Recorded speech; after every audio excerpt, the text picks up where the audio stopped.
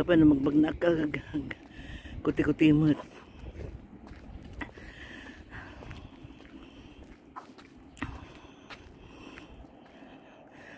Magandang araw mga kaibigan.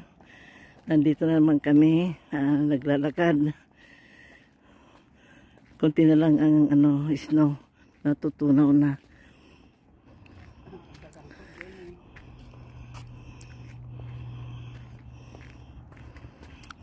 Wala ang frozen sa palang data lake.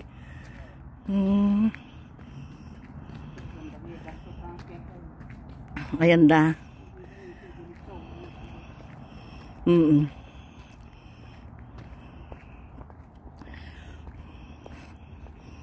Ang lalaki ng mga bahay dito sa likuran.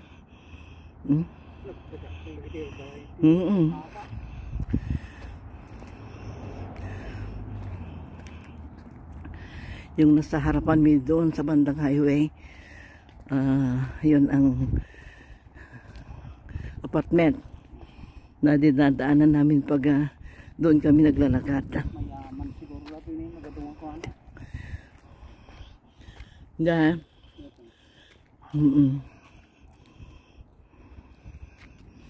Ang lalaki ng bahay dito. Ito na yung frozen lake.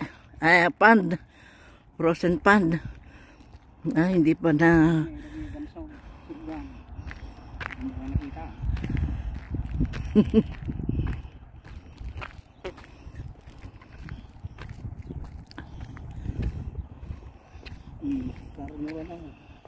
Ayan na.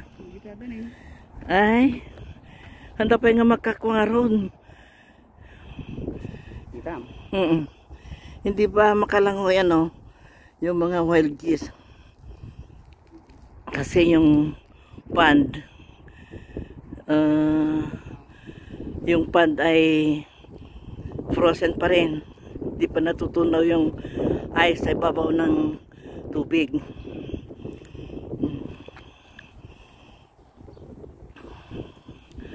Wild geese.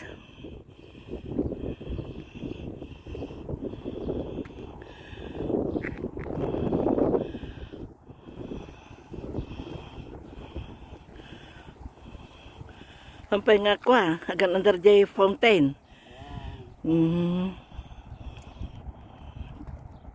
Ito yung frozen pond. Mahaba ito hanggang doon. Pababa doon.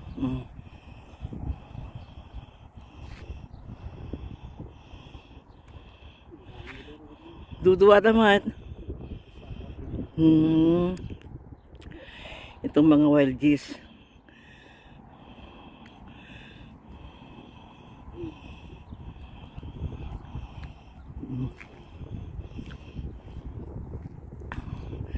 Ito yung frozen lake na hindi pa natutunaw ng mga snow sa yung snow na naging ice sa ibabaw ng tubig.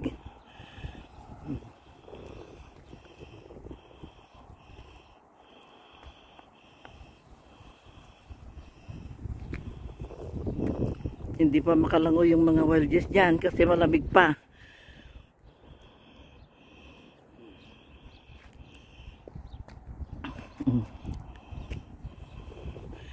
Pagpatuloy ko na mamaya hanggang dito na mga kaibigan. Sana pagpatuloy yung panunood sa mga upload ko. Ito ngayon ay yung pinuntahan namin yung frozen pond na hindi namin mapunta-puntahan noon kasi madulas ang daanan. Kung natunaw na ito, maraming wild geese na lumalangoy dyan. Thank you very much.